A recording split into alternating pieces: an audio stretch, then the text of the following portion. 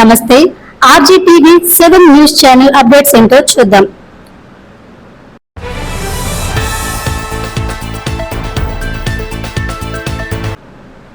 ఒక్క డిన్నర్తో తెలంగాణ రాజకీయాలు సంచలనం.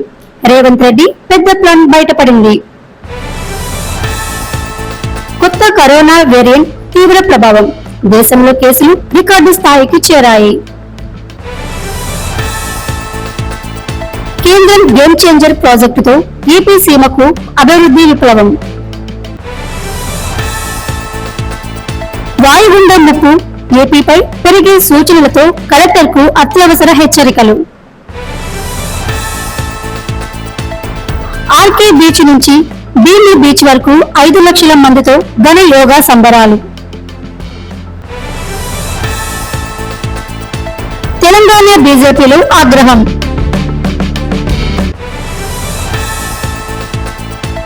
$40 కోట్లతో అయోధ్యలో అమితాబ్ బచ్చన్ భారీగా పెట్టుబడులు.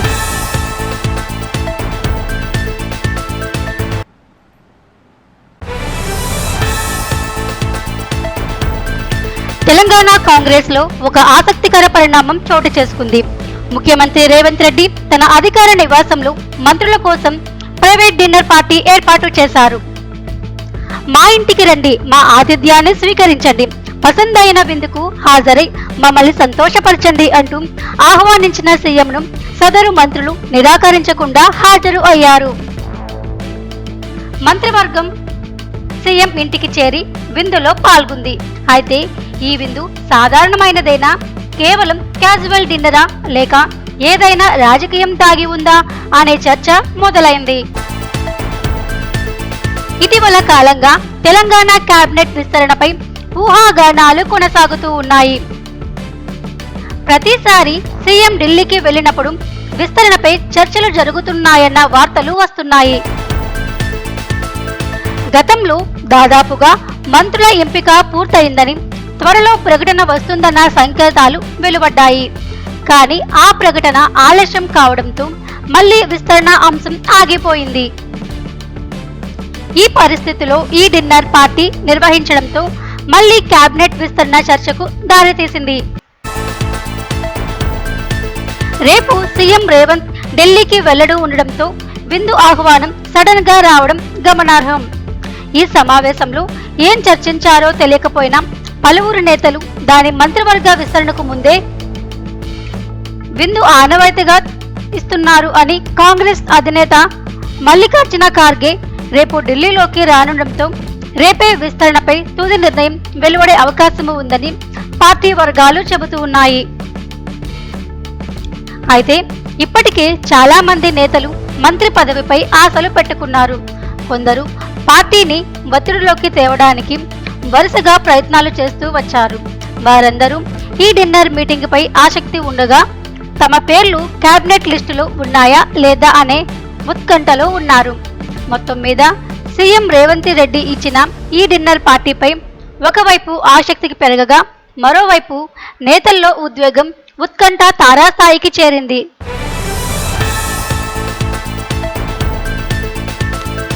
దేశంలో కరోనా కేసులు మళ్లీ పెరుగుతూ ఉండడంతో ఆందోళన నెలకొంది. ముఖ్యంగా కేరళ, మహారాష్ట్ర, ఢిల్లీలో కేసుల సంఖ్య ఎక్కువగా నమోదు అవుతుంది.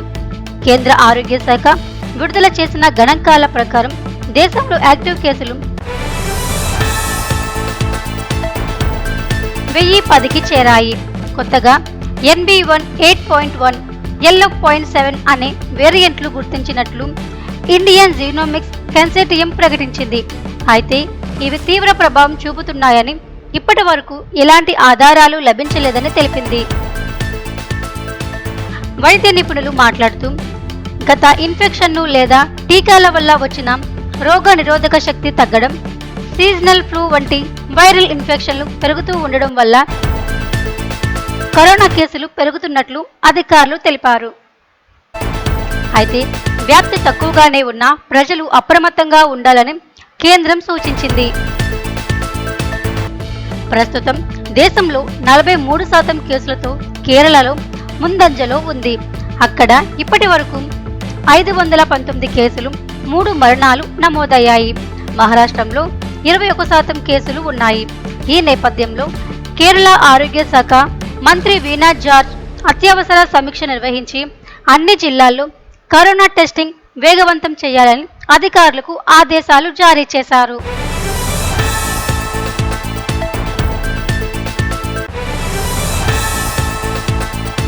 ప్రధాని మోదీ మూడోసారి అధికారం చేపట్టిన తరువాత ఆంధ్రప్రదేశ్కు కేంద్రం వరుసగా ప్రాజెక్టులు మంజూరు చేస్తుంది. Amaravati railway line, ORR, Visakha steel plant ప్యాకేజీతో పాటు జాతీయ రహదారుల అభివృద్ధికి మరింత మద్దతు అందిస్తుంది. తాజాగా కేంద్రం మంత్రివర్గ సమావేశంలో మరో కీలక ప్రాజెక్టుకు గ్రీన్ సిగ్నల్ లభించింది. కడప జిల్లా బద్వేలు నుంచి నెల్లూరు జిల్లా గురువిందపూడి వరకు 4 లైన్ల హైవే నిర్మాణానికి కేంద్రం ఆమోదము తెలిపింది. ఈ ప్రాజెక్టును 3,653 కోట్ల వ్యయంతో చేపట్టనున్నట్లు కేంద్ర మంత్రి అశ్విని వైష్ణవ్ తెలిపారు. మొత్తం 108 కిలోమీటర్ల పొడవున ఈ రహదారి నిర్మితమవుతుంది. ఇందులో 23 కిలోమీటర్లు అప్గ్రేడ్ చేయగా 85 కిలోమీటర్ల గ్రీన్ఫీల్డ్ హైవే కొత్తగా నిర్మించనున్నారు. పోర్ట్ రోడ్ టు బద్వేల్ గా పేరుగాంచిన ఈ జాతీయ రహదారిని design, bill, finance, operate, transfer మోడల్లో చేపట్టనున్నారు. మనబోలు మండలం గురువిందపూడి సమీపంలోని కృష్ణపట్నం పోర్టు నుంచి బద్వేల్ మండలం గోపవరం వరకు ఈ రహదారి విస్తరించనుంది. మార్గంలో మనబోలు, పొదలకూరు, చేజల్ల, అనంతసాగరం, మరిపాడు మండలాలు చేరనున్నాయి. ఈ ప్రాజెక్టుతో కృష్ణపట్నం పోర్టు నుంచి రాయలసీమ వరకు ప్రత్యక్ష రహదారి కనెక్టివిటీ అందుబాటులోకి రానుంది. ఇప్పటి వరకు ముంబై హైవేపై ఆధారపడుతున్న ట్రాఫిక్ కు ఇది మార్గం మారుస్తుంది. ప్రాజెక్ట్ పనులకు త్వరలో టెండర్లు పిలవనున్నట్లు సమాచారం. ఈ రహదారి నిర్మాణంతో ఆంధ్రప్రదేశ్ ఆర్థిక ప్రగతికి తోడ్పడే భారీ ప్రాజెక్టుగా ఈ పనులు సాగనున్నాయి.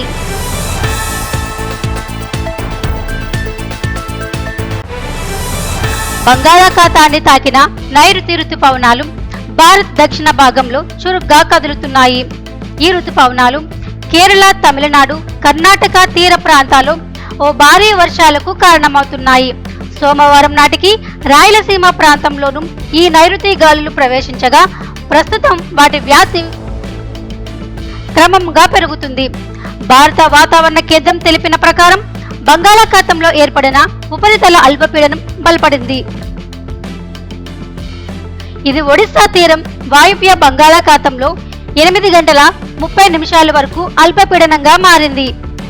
దీనితో శ్రీకాకుళం, విజయనగరం, విశాఖపట్నం, పల్నాడు, నెల్లూరు, కర్నూలు, నంద్యాల, పుట్టపర్తి తదితర జిల్లాల్లో మోస్తారు నుంచి భారీ వర్షాలు కురుస్తున్నాయి. ఇతర జిల్లాలో తేలికపాటి వర్షాలు కనిపిస్తున్నాయి. వచ్చే 2 రోజులలో కోస్తాంధ్ర ప్రాంతంలో భారీ వర్షాలు, ఈదురుగాలులు ఉండే అవకాశము ఉంది. ఏపీ విపత్తు నిర్వహణ సంస్థ గోదావరి, నాగవాలి, వంశధార నదుల పరివాహక ప్రాంతంలోని ప్రజలను అప్రమత్తంగా ఉండాలని సూచిస్తుంది. ఈ నేపథ్యంలో హోం విపత్తు నిర్వహణ శాఖ మంత్రి వంగలపూడి అనిత కలెక్టర్లకు ఆదేశాలు జారీ చేశారు. నది తీరాలు, సరస్సులు, చెరువుల వద్ద వెంటనే హెచ్చరిక బోర్డులను ఏర్పాటు చేయాలని, ప్రజలకు తక్షణమే సమాచారం అందించాలని సూచించారు. అధికారులు అప్రమత్తంగా ఉండాలని నిర్ధారించవలసిందిగా హోంశాఖ తెలిపింది.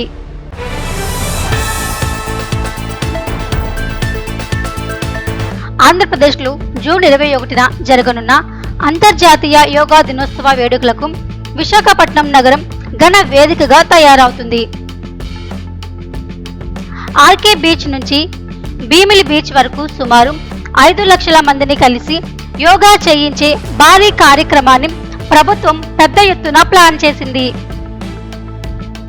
ఈ వేడుకలకు కేంద్రం, రాష్ట్ర ప్రభుత్వాలు కలిసి శ్రద్ధతో సన్నాహాలు చేస్తున్నారు. కార్యక్రమంలో సాధారణ ప్రజలు, ప్రభుత్వ ఉద్యోగులు, విద్యార్థులు, ఎన్ఎస్సి, ఎన్సిసి వాలంటీర్లు, యోగా సంఘాల సభ్యులు, నేవీ, కోస్టల్ గార్డ్, పారిశ్రామికవేత్తలు, వ్యాపారులు, కార్మికులు అంతా భాగస్వాములు కావాలని పిలుపునిచ్చారు.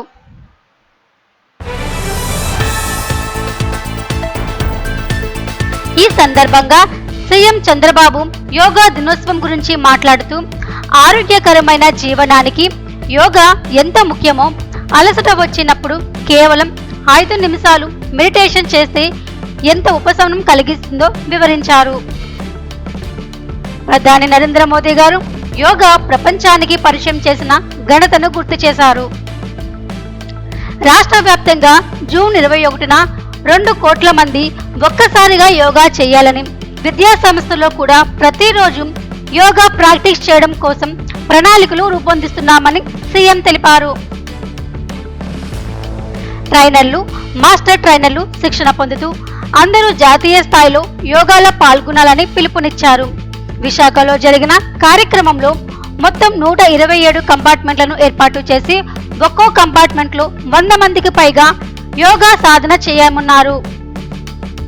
LED స్క్రీన్లు, స్టేజ్లు, సౌండ్ సిస్టంలు, వైద్య సిబ్బంది, వాలంటీర్లు, లైఫ్ గార్డులు, తాగునీరు, మొబైల్ టాయిలెట్లు అన్ని ఏర్పాట్లు జోరుగా జరుగుతూ ఉన్నాయి. గజ ఈతగాళ్ల సాయం, ట్రాఫిక్ నియంత్రణ, ఉచిత ఆర్గానిక్ బ్రేక్ఫాస్ట్ వంటి ప్రత్యేక ఏర్పాట్లు కూడా చేపట్టబడ్డాయి. ఇలా విశాఖపట్నం నగరం జూన్ 21న గిన్నీస్ రికార్డు సాధించే, ప్రపంచాన్ని ఆశ్చర్యానికి గురిచేసే యోగా మహాసభకు వేదికగా నిలుస్తుంది.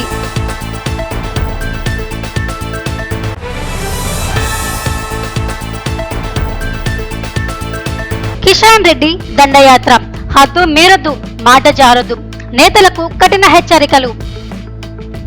పార్టీ వేదికే పరిమితం, స్వంత అభిప్రాయాలకు ఎక్కడ చోటుందా?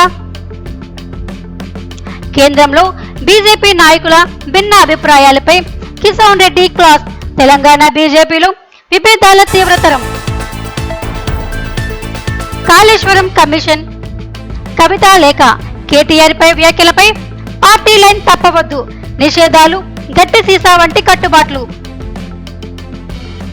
ఈ వార్నింగ్ తర్వాత నాయకుల మాటల్లో నిజంగా మార్పు వస్తుందా? పార్టీ యూనిటీకి Kishan Reddy sweet warning game changer అవుతుందా? తెలంగాణ బీజేపీ నేతలపై దెబ్బతిన్న ఆదేశాలు పార్టీలో గందరగోళం ముంచెత్తుతుందా? నేడు ఈ కొత్త బాంబు నేతల మాటలపై కట్టుదిట్టం. కిషన్ రెడ్డి హవా ఎలా ఉంటుందో చూడాలి.